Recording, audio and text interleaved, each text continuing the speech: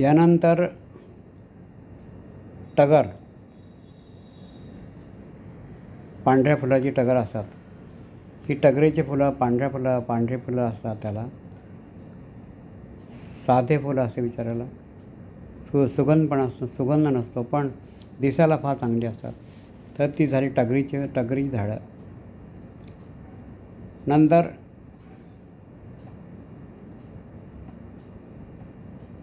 सुरंगी हे दुर्मिळ झाड आहे. नंतर तुम्हाला माहिती आहे जाई जुई, चंपा चमेली ही झाडं आहेत. जाई आणि जुई ह्या दोन वेगळ्या आहेत, परत आपण काय म्हणतो जाई जुई एकच म्हणतो. जाऊ द्या. आता ते सुगंधी झाडं आहेत. त्यानंतर येतो सोनचाफा. हे उंच झाड असते. उंच झाडाला त्या फुलं लागतात आणि त्या फुलाचा सुगंध इतका चांगला असतो की ते फूल तुम्ही 2 दिवस जरी जवळ ठेवलं तरी त्याचा सुगंध कमी होत नाही. नंतर आता आला ॲकेसिया किंवा केशिया. भगवा रंगाचे केशिया नावाची झाडं असतात. ती मोठी असतात.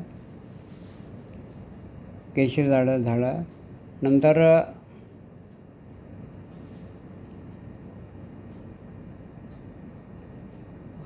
आणखी काही झाडं असतात, त्याला म्हणतात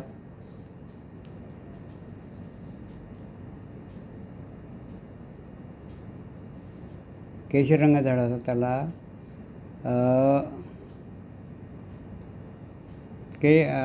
आपण सध्या त्याला केशच म्हणूया. मग त्याचं उदाहरण तुम्हाला मी नंतर सांगतो.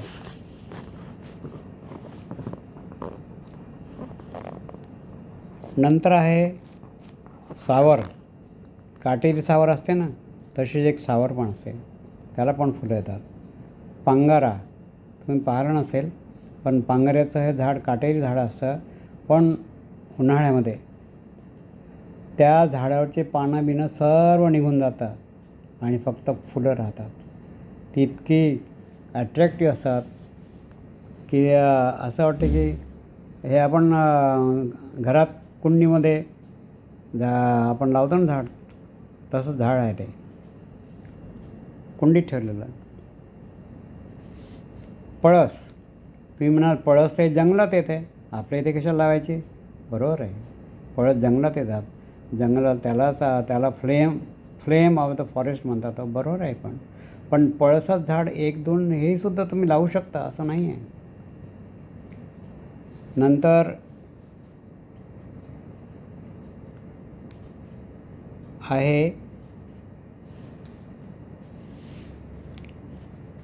तामण. तामण हे नाव कधी ऐकलं तुम्ही? नंतर कांचन. तामण, कांचन. नंतर केसियाच्या अनेक व्हरायटी. एक ब्लू जकर्ंड असते. हे झाड खूप मोठं असते. त्याच्यावर फुलं, कोणती फुलं असतात? त्याच्यावर ब्लू म्हणजे निळी फुलं असतात. गोकर्ण, कृष्णकमळ. नंतर बावा, याला बहावा म्हणतात. बहावा हे विदेशी झाड आहे, पण त्याला खूप चांगले फुलं येतात. देशी बहावा पण आहे, पण त्याला एवढी फुलं येत नाहीत. नंतर हे तुमच्या आवडीचं कोणचं? पारिजात. अरे हो गड्या, पारिजात. नंतर पांढरा शिरीष. मोहाचे झाड. तुम्ही कधी मोहाचं झाड पाहिलं का? नाही पाहिलं ना. मग तुमच्याकडे जागा असेल, कुठे असेल, तर मोहाचं एकाच झाड लावायला काय हरकत आहे? तुमच्याकडे लावल्यानंतर लोक पण म्हणतात, अहो मोह दारूसाठी मोह वाटतात, काय करायचं आपल्याला? नाही, पण मोहाचं झाड कसं असते, कोणतं असते, हे तुम्हाला पाहायला बरं वाटेल. नंतर बाभूळ आहे ना, बावळीला पण फुलं असतात. बकुळ माहीत मला, वा बकुळ कोणाला माहीत नाही. बकुळची झाडं तर फुलांची झाडं असतात. नंतर करंज नावाचं झाड असते, हे मोठं झाड असते, त्याला पण फुलं येतात, करंज झाडं असतात. नंतर कदंब, तुम्हाला माहीत आहे श्रीकृष्ण कुठल्या झाडावर बसले होते?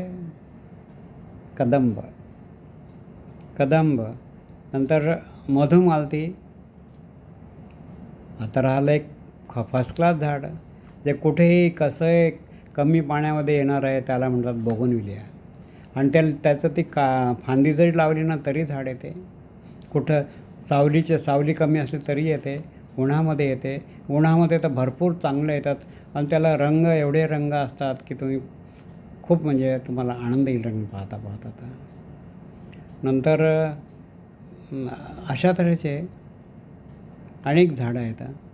तर त्यापैकी तुम्हाला जे शक्य असेल, तुमच्याकडे जेवढी जागा असेल, तुम्हाला जेव्हा असं वाटेल तर ती झाडं तुम्ही लावा. हा झाला आपला सरकारला झाडं लावण्यासाठी आपला सहभाग. काय तुम्ही कराल ना? हो ना? चला आता पुढच्या ह्याच्यात देऊ आपण की मध्यम गतीची झाडं, मध्यम उंचीचे मध्यम गतीची झाडं कोणते कोणते असतात ती देऊया. त्या अगोदर तुम्हाला एक सांगायचं आहे की आपण बरीचशी झाडं लावलेली आहेत, ती परदेशी झाडं आहेत. पण आता आपल्याला देशी झाडं लावायची आहेत. आणि देशी झाडं लावायची तर ती का लावायची, कुठे लावायची,